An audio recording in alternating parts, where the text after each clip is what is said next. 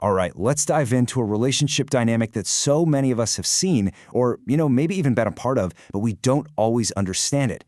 We're talking about the powerful and often really painful role of the rescuer. So let me just start by asking you this. Have you ever been in a situation where you're helping someone through a really tough time and you start to think that this act of saving them is going to be the thing that builds real, lasting love? If that sounds familiar, trust me, you are not alone. Today we're going to explore why that idea is so tempting, but also why it's so incredibly risky.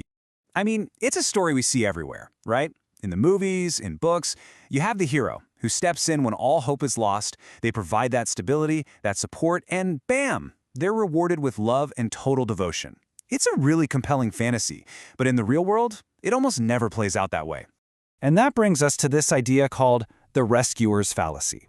It's this super common but kind of painful dynamic that honestly can lead to a whole lot of heartache. So what exactly is the rescuer's ruin? Well, it's basically a situation where one person is giving so much support to someone in a crisis that the person being helped feels this overwhelming, intense gratitude. The rescuer then looks at that powerful emotion and thinks, wow, this is it. This is love. And, for the rescuer, it can also feel really validating. It kind of feeds that need to be needed. It's just a really easy mistake to make for both people involved.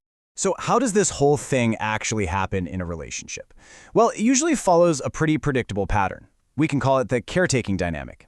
Let's break this cycle down. First, there's a crisis. Could be anything. Financial, emotional, a job loss, you name it. One person is really, really struggling. Then, step 2. The rescuer steps in. They offer help, maybe a place to stay, or just a shoulder to cry on. This leads to this incredible explosion of gratitude from the person getting help. I mean, who wouldn't feel that way, right? But here's the last and most crucial step.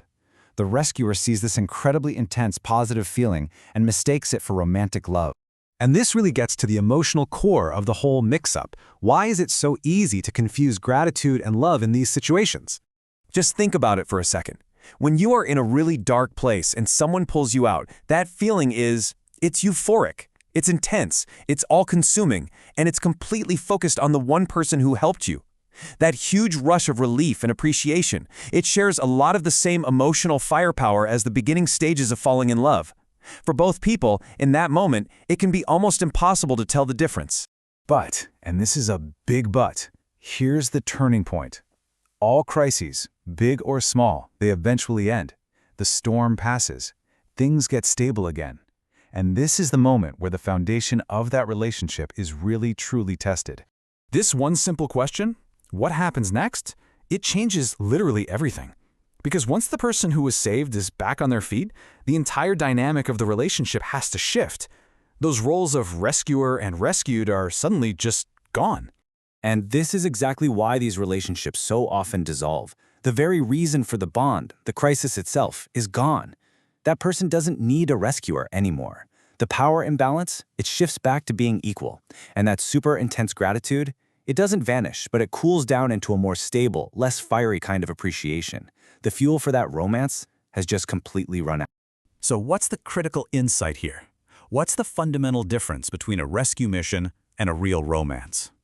Well, look at this. A relationship built on rescue is all about imbalance and crisis. It's fueled by dependency, by need, and it can create this weird sense of debt.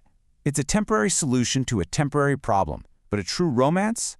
That's built on a foundation of equality and mutual attraction. It's fueled by genuine desire and connection, and it creates a real partnership, something built to last. They're just two fundamentally different things. And that brings us to the single most important thing to remember from all of this. Rescue isn't romance, it's relief. That feeling that's being generated isn't love, it's the giant exhale after a period of intense stress. Now, realizing this isn't about being cynical or saying you shouldn't help people. Of course not. Being there for someone in a crisis is a beautiful, deeply important thing to do. Understanding this distinction isn't a sign that you failed, it's a sign of real emotional wisdom. It's what allows you to build future relationships on a much stronger, more sustainable foundation. So we're going to leave you with this question to chew on. When you look at your relationships, whether it's past or present, just ask yourself, are you building a partnership that's based on mutual desire and respect? Or are you on a rescue mission hoping that fixing someone else's problem will somehow create a lasting love? The answer to that, well, it could change everything.